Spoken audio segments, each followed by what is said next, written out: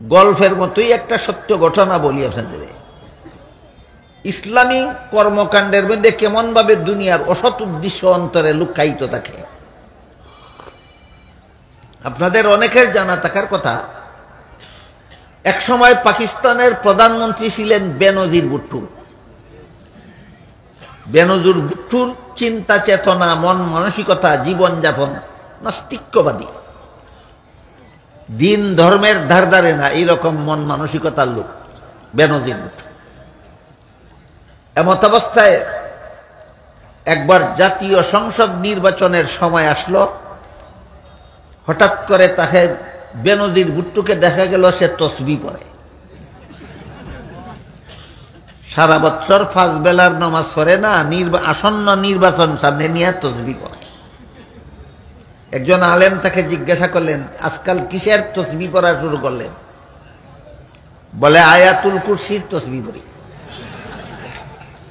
জিজ্ঞাসা করা হলো, আয়াতুল কুরসি তো অনেক লম্বা, এত তাড়াতাড়ি দানা টানেন কিভাবে?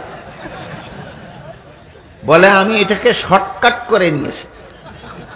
জিজ্ঞাসা করা হলো, কেমন শর্টকাট? বলে এই দীর্ঘ আয়াতের মধ্যে কুরসি একটা শব্দ আছে, আগের পিছের সব বাদ দিয়ে শুধু কুরসি কুরসি কুরসি কুরসি। কুরসি শব্দের বাংলা অর্থ হইল গদি।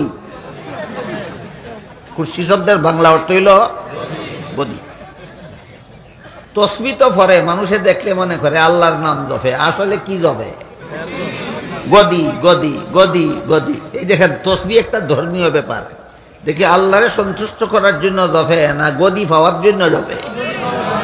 চিন্তা করে দেখেন, ধর্মকে মানুষে দুনিয়ার স্বার্থে কেমন ভাবে ব্যবহার করে। এমন নজির মনে হয় বাংলাদেশে নাই।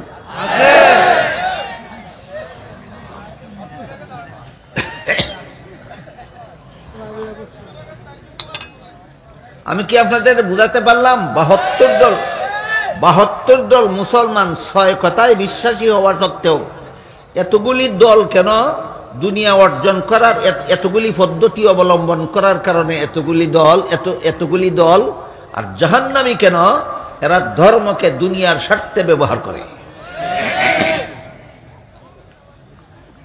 কাজেই রাসূল করিম সাল্লাল্লাহু আলাইহি ওয়াসাল্লাম এই 72 দল মুসলমানকে জাহান্নামী বলেছেন।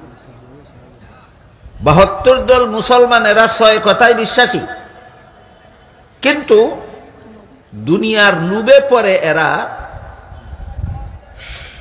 সোজা পথে জান্নাতে যাওয়ার জন্য ইসলাম পালন করে না, দুনিয়ার স্বার্থ উদ্ধারের জন্য ইসলাম পালন করে। এই জন্য এদেরকে আল্লাহ রাসূল জাহান্নামী বলেছেন।